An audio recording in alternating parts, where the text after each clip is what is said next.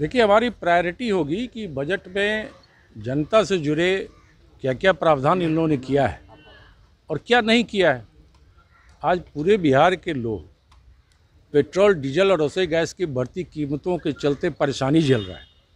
तो बजट में अगर सरकार ने इन वस्तुओं के ऊपर लगाए गए टैक्स, वैट और सरचार्ज को वापस लेती है और लोगों को राहत देने का काम करती है तो एक स्वागत योग्य माना जाएगा। महंगाई कम होने के उपाय और क्या हो सकते हैं? अपने टैक्स को ख़त्म करें। तो बिहार गवर्नमेंट तो इतने टैक्स लगाए हुए हैं सभी वस्तुओं पर कि जनता करा रही है। कोरोना में जो फर्जीवाड़ा हुआ है, उसके अलावे आप देखिए फर्जीवाड़ा का ये दौर है कि फर्जी स्टाम्प पेपर बिक रहा है, फर्जी कागज़ बन रहे हैं सरकारी दफ्तरों से। तो ये तमाम चीज़ें जनता को परेशान कर रही है। आखिर बिहार जा कहाँ रहा है? कोरोना मामले को लेकर आज फिर से कई राज्यों से खबरें आ रही हैं कि कोरोना का प्रकोप फिर से बढ़ा है। तो बिहार में ऐसा लगता है जैसे कोरोना मुक्त हो गया। आप प्रिकॉशन क्यों नहीं ले रहे हैं? आपकी सारी तमाम जो भी आपने काम किए हैं वो एक तरह से फर्जीवाड़ा का शिकार हुआ है। जांच आपने नहीं करवाया ठीक से। 0000 ये कोई टेलीफोन नंबर होता है? तो ये तमाम चीज़ें इसमें उठाई जाएंगी। और मैंने तो आज राज्यपाल महोदय के जो अभिभाषण हुआ था उस पर 30 संशोधन दिए हैं। जन सरोकार से जुड़े मुद्दों पर राज्यपाल जी के भाषण में एक शब्द नहीं कहा गया। रोजगार सृजन कैसे होंगे, चीनी मिल कैसे बंद पड़ी, चीनी मिल कैसे फिर से चालू होगी, किसानों को उनका उचित मूल्य कैसे मिलेगा, ये तमाम चीज़ें बजट ये एलोकेशन और राज्यपाल के अभिभाषण से गायब है।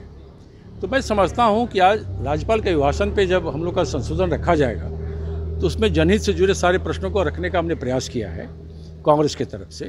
लॉ एंड ऑर्डर की स्थिति क्या हो गई? आज तक रुपये हत्याकांड को लेकर संशय बना हुआ है, परिवार असंतुष्ट है।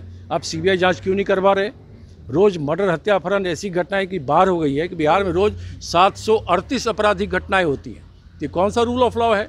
ये कौन सा गृह मंत्री जी बिहार के बने हैं भाई जो कानून व्यवस्था से चौपट हो गया बिहार का?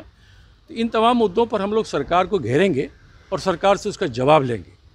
सबसे बड़ा जो मुद्दा हमारा इसी पर होगा कि कोरोना में जो फर्जीवाड़ा हुआ, ये लोगों के जान माल के साथ खिलवाड़ करने की पूरी कोशिश की है सरकार।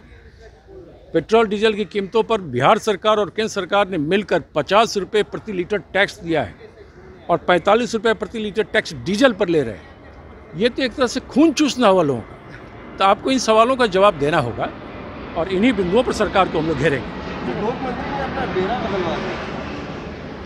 हाँ, वो देखा है और उनके बयानों को भी कहीं कहीं सुना है।